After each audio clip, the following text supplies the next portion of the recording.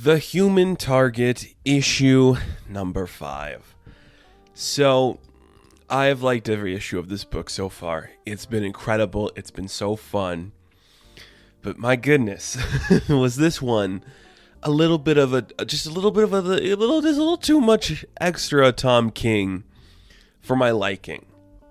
Now, when I say that, I don't think this issue was bad by any means. It was perfectly Tom King. The writing was flawless. The artwork was flawless. It was beautiful. It's just sometimes it got a little too in its own head. And I think when you kind of like take a step back and you look at like the overarching story being told in this issue, it works better, I think, upon your second reading when you can fully grasp what's going on here. When you're just reading it your first time, there is something about this that's just, what's happening? How many different timelines are going on? So one of my biggest criticisms I have of recent Tom King, especially in the Batman Catwoman book, is he's doing too many timelines that don't intersect into anything. This issue kind of does that, but it also spins it in a different way. And I'm just going to bury the lead here. I think this is very important to talk about this issue. It's Martian Manhunter trying to get inside of Christopher Chance's mind, but we see some event that Christopher did in his past that prevented him from having his mind whammied like this before, and it became like this interlocking section of just randomness and insanity. It's really cool, and I think getting that out of the way, knowing that going into this book, makes it a little easier because it's a very important understanding of what the story is. So look at it this way. Every issue of this book, except for like the first page and the last page, is the mind-whammying battle between Christopher Chance and John Jones. That's what's going on here.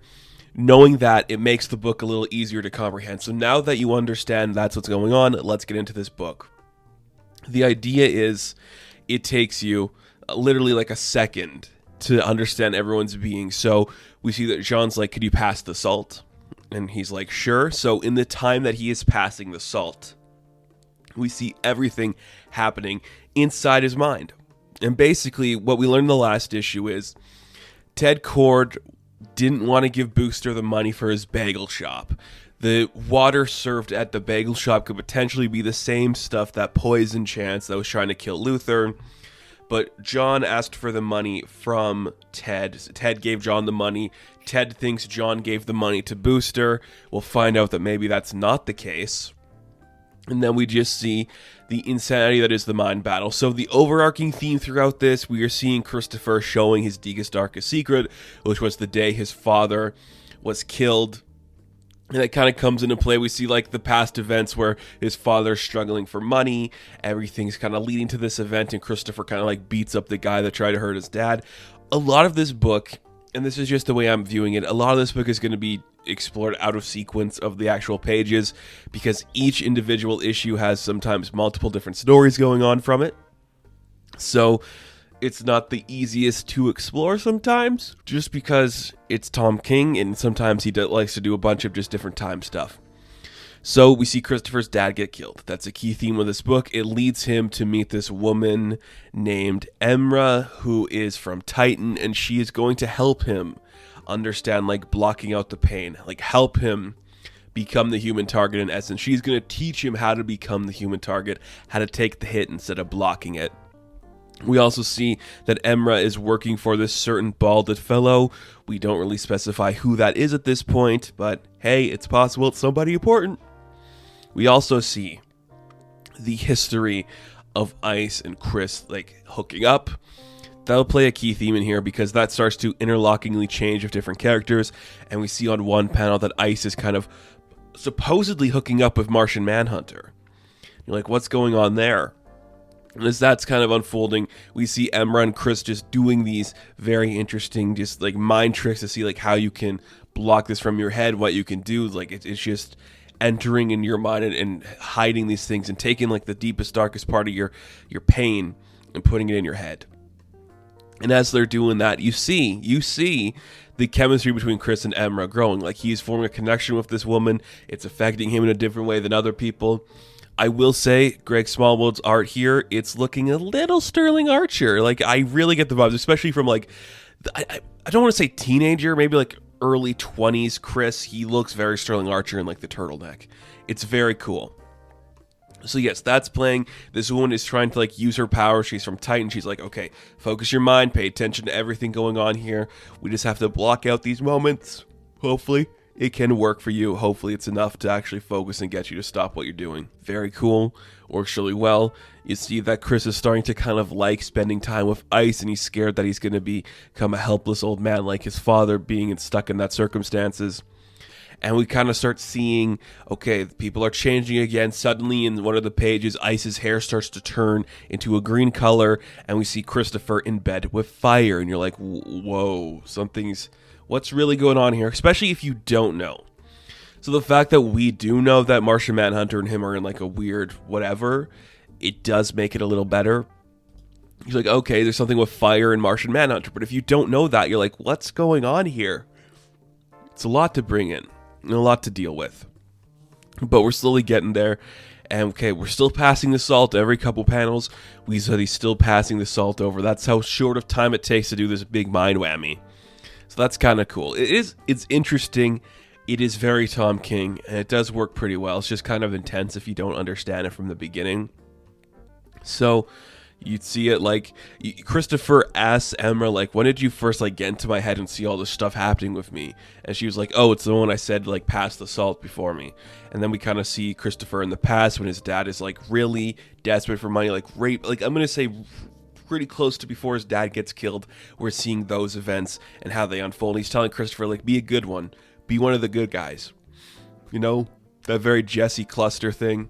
Where his dad's like, be one of the good ones, there's too many of the bad. Makes sense.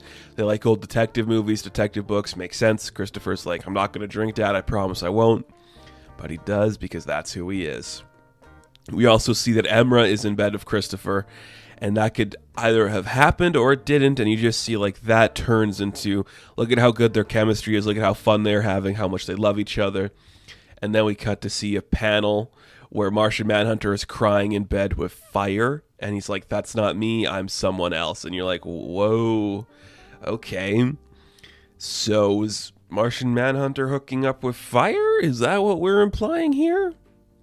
Yes, it is. And that's pretty intense. So, like I said at the beginning, when Christopher's dad is about to be killed, we see Chris jumps in front of the bullet because he wants to protect his father at all costs. And that leads him to want to kind of like become the human target in a sense where he's going to take the hits instead of, you know, avoiding them. And then we see a scene with Martian Manhunter and fire. See like she's willing to, I guess, sleep with him again. But he's like, I promise things will be better. I'm not going to, you know, cry. Remember, you're a goddamn manhunter. You're not some childish baby. So I kind of want to point this out right now because it's very much Tom King. And it's kind of like every female character in this book is being used as the sex object to one of the male characters who can do more stuff than the female characters. Like, that kind of sucks. But that's Tom King. Like, he's done that for so much. And unless it's Catwoman, he really doesn't want to write female characters, I think. I don't know. I can't really tell. I just think the interpretations of fire and ice in this book are either... Okay, I got two theories. They're either like, we are literally just horned up and trying to get laid at every like solution, or it's a play that they all had. And they're going to Thelma and Louise their way through this. They're going to be secretly hooking up throughout the entirety of the book, playing every male character in the audience and in like just in the Justice League and Chris. And at the end of the day, they're going to ride off into the sunset either winning and Chris is going to let them win and Chris is going to die because of that, or what. I just think that has to be the reason, or else the two main female characters in this book have literally just hooked up with pretty much every male character in the book. And that sucks. That sucks. Give them more to do than just being that. So we see Fire is hooking up with Martian Manhunter. Chris and Emra are still trying to like block the things. This is where he says, I can never escape my dad dying. I might as well become the human target. He doesn't say that. It's just more like, oh, you can't escape it, fine. Then just dodge the bullet. More scenes where we just see everything leading up to the events. Ice is like, I think you're going to like John. Maybe I'll like him, but you're going to respect him. He's pretty cool. He's a good guy. And then we see Fire in bed with Martian Manhunter again, and we just see, okay, all this stuff is happening. It's a lot to take in. And honestly, it probably plays better when you're reading it as opposed to somebody explaining what you're seeing.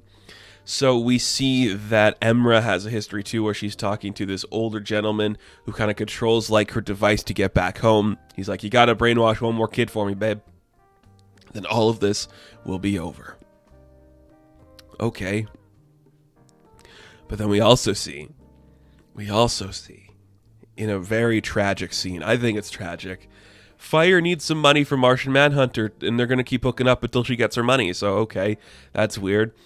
And then we see in the timeline where Christopher is with Emra, like he's talking to the old bald man, and the guy's like, "Can you pass the salt?" And in that time, Chris shoots him, and we see that it was Emra playing like a joke on him to learn something. She's like, "I used you to get what I want, to get out of the clutches of this guy, but it trained you to be a good person. Whether their chemistry was real or not, it doesn't matter. He still escaped this, and he learned how to be the human target, and he also learned how to escape his own mind and block people from absorbing all his powers and shit."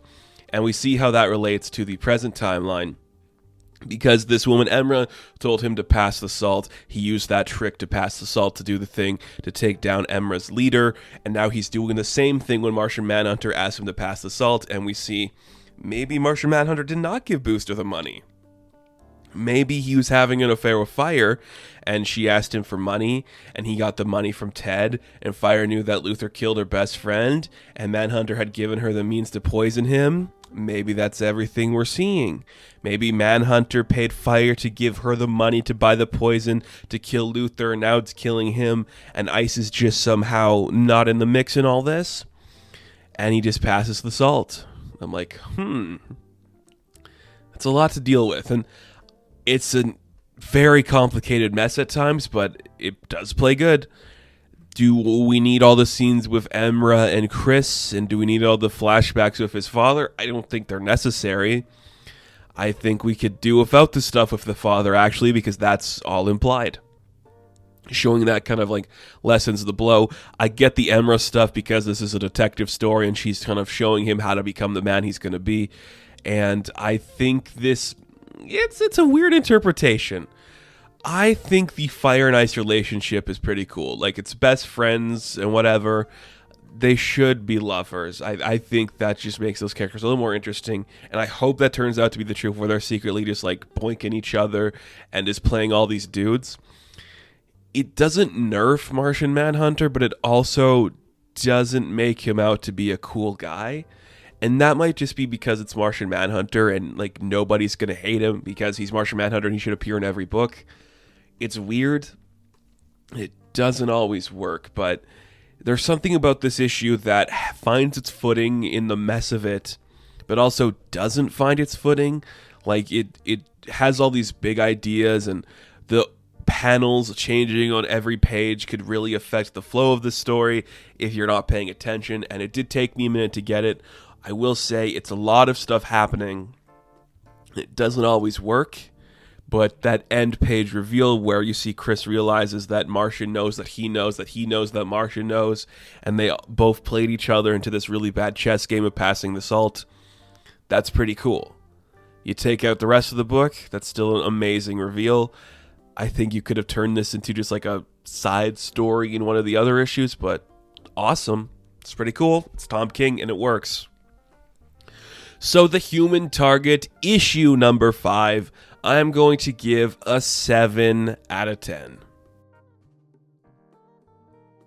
Now, thank you guys for watching this review. Be sure to like and subscribe to the channel. As always, you can check me out on Instagram, TikTok, and Twitter, and I will catch you in the next one. Have fun. Stay safe. Good luck.